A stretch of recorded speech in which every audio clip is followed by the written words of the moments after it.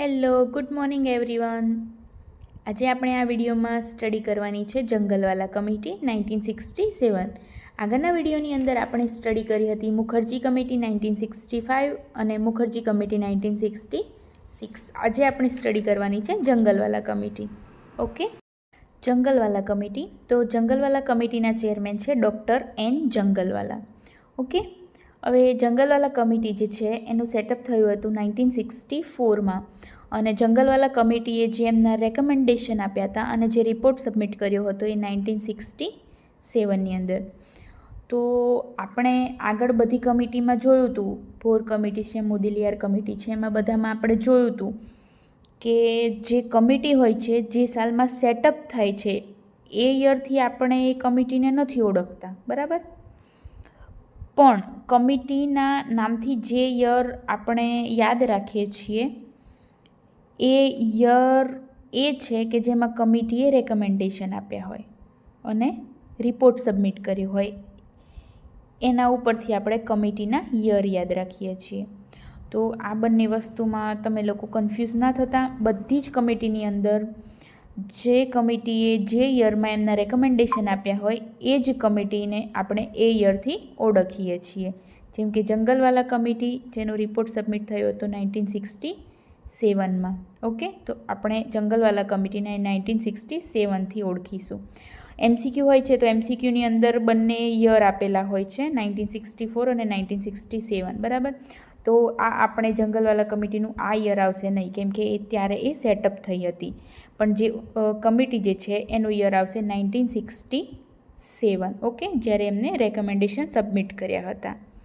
હવે જંગલવાલા કમિટી જે છે એનું સેકન્ડ નેમ છે committee on integration of health services. Okay, આ ખાસ ઇમ્પોર્ટન્ટ છે, આ નોટ કરી લેજો, committee on integration of health services. હવે જે કમિટી જે છે જંગલવાલા કમિટી, એનો મેઇન એઇમ શું હતો? તો એઇમ હતો to look into various problems related to integration of health services, abolition of private practice by doctor in government services and the services condition of doctors. Okay, તો આ જે જંગલવાલા committee જે છે એનો મેઇન ઉદ્દેશ એ હતો કે જે હેલ્થ સર્વિસીસ જે છે એનું ઇન્ટિગ્રેશન જે છે એ બધાને એકસાથે લઈને ચાલવાનું, એમાં કયા વેરિયસ પ્રોબ્લેમ્સ છે એ જાણવા, અને પ્રાઇવેટ પ્રેક્ટિસ જે ડૉક્ટર કરે છે, જે ગવર્મેન્ટ સેક્ટરના ડૉક્ટર છે, જે પ્રાઇવેટ પ્રેક્ટિસમાં કામ કરે છે અને પ્રાઇવેટ ક્લિનિક ચલાવે છે, એને પૂરી રીતે બંધ કરવા માટે, બરાબર, એને પૂરી રીતે એબોલિએટ કરવા માટે, અને જે ડૉક્ટર્સની જે સર્વિસીસ જે છે એની કન્ડિશન અને એના સ્ટેટસ જાણવા માટે આ જે જંગલવાલા જે કમિટી જે છે એને રૂપિત કરવામાં આવી હતી. ઓકે, તો આ મેઇન એઇમ હતું. હવે આપણે જોઈ લઈએ કે જંગલવાલા કમિટીએ કયા કયા રેકમેન્ડેશન આપ્યા હતા. એમાં ફર્સ્ટ છે યુનિફાઈ કેડર, બરાબર. તો જે કેડર જે છે, કેડરનો મતલબ થાય છે કે small number of people. Unify cadre એટલે એક સરખું, સેમ, કે જે પર્ટિક્યુલર ટ્રેનિંગ આપવાની અમુક લોકોને, થોડાક લોકોને ભેગા કરી અને એ લોકોને સેમ ટ્રેનિંગ આપવાની, સ્કિલ શીખવાડવાની, અને એ લોકો હેલ્થ સેક્શનમાં લઈ અને એ લોકોને સેમ એક સરખી સ્કિલ અને ટીચિંગ આપવાનું, આવું એમને રેકમેન્ડેશન આપ્યું હતું. ધેન નેક્સ્ટ છે કોમન સિનિયોરિટી, બરાબર. તો જે સિનિયરિટીની પોસ્ટ જે છે એ કોમન હોવી જોઈએ, બરાબર. આવું જંગલવાલા કમિટીનું રેકમેન્ડેશન હતું. થર્ડમાં છે રિકોગ્નાઇઝેશન ઓફ એક્સ્ટ્રા ક્વોલિફિકેશન, કે જે એક્સ્ટ્રા ક્વોલિફિકેશનવાળા જે લોકો જે છે એને સ્પેશિયલ પોસ્ટ અને સ્પેસિફિક અને સ્પેશિયલ ફેસિલિટીઝ મળવી જોઈએ, એવું જંગલવાલા કમિટીનું રેકમેન્ડેશન હતું.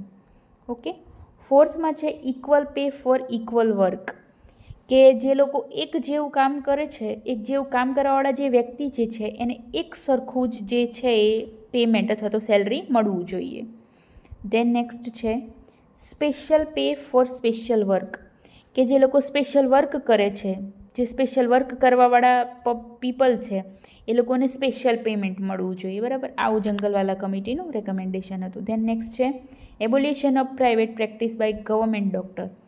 આગળ જ આપણે વાત કરી હતી એઇમમાં જ કે જંગલવાલા કમિટીનો મેઇન એમ જ હતો કે જે પ્રાઇવેટ પ્રેક્ટિસ કરે છે, ગવર્મેન્ટ ડૉક્ટર છે અને એ પ્રાઇવેટ પ્રેક્ટિસ કરે છે, એ લોકોને કમ્પ્લીટલી એબોલિશ કરવાના, મતલબ કે બંધ કરવું જોઈએ એમ પ્રાઇવેટ પ્રેક્ટિસ.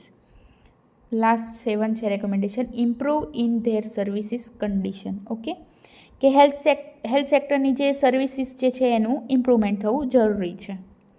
તો આ હતી આપણી જંગલવાલા કમિટી. બરાબર, જંગલવાલા કમિટીનો જે રિપોર્ટ સબમિટ થયો હતો એ 1967માં. બરાબર, આપણે જંગલવાલા કમિટી પરથી જેના ચેરમેન અથવા તો ચેરપર્સનનું આપણે નામ યાદ રાખી શકીએ છીએ, ડૉક્ટર એન જંગલવાલા. નેક્સ્ટ છે, સેકન્ડ નેમ છે આનું, આ મોસ્ટ ઇમ્પોર્ટન્ટ છે, committee on integration of health services. બરાબર, આપણે જો આખી કમિટી સ્ટડી કરીએ જંગલવાલા કમિટી, એના ઉપરથી જ આપણને ખબર પડી જાય છે કે કમિટીનું જે છે સેકન્ડ નેમ છે ઇન્ટિગ્રેશન ઓફ હેલ્થ સર્વિસીસને ઇન્ટિગ્રેશન કરવાનો. એઇમ હતો કે જે ગવર્મેન્ટ ડૉક્ટર છે અને પ્રાઇવેટ પ્રેક્ટિસ કરે છે એ લોકોને કમ્પ્લીટલી એબોલિશન કરવાનું. બરાબર, એઇમ હતો. અને જંગલવાલા કમિટી આટલા જે છે આપણને રેકમેન્ડેશન આપ્યા હતા. યુનિફાઈ કેડર છે, common seniority, recognisation of extra qualification, equal pay for equal work, special pay for special work. પછી જે ગવર્મેન્ટ પ્રેક્ટિસના જે ડૉક્ટર્સ છે એ લોકોને પ્રાઇવેટ પ્રેક્ટિસ બંધ કરાવવાની, એબોલિટ કરાવવાની. ઓકે, અને જે હેલ્થ સેક્ટર છે એમાં જે સર્વિસીસ જે છે એનું ઇમ્પ્રુવમેન્ટ થવું જરૂરી છે. બરાબર, તો આ હતી આપણી જંગલવાલા કમિટી. કોઈ બી કન્ફ્યુઝન હોય તો તમે મને કમેન્ટ બોક્સમાં જણાવી શકો છો. Okay, thank you.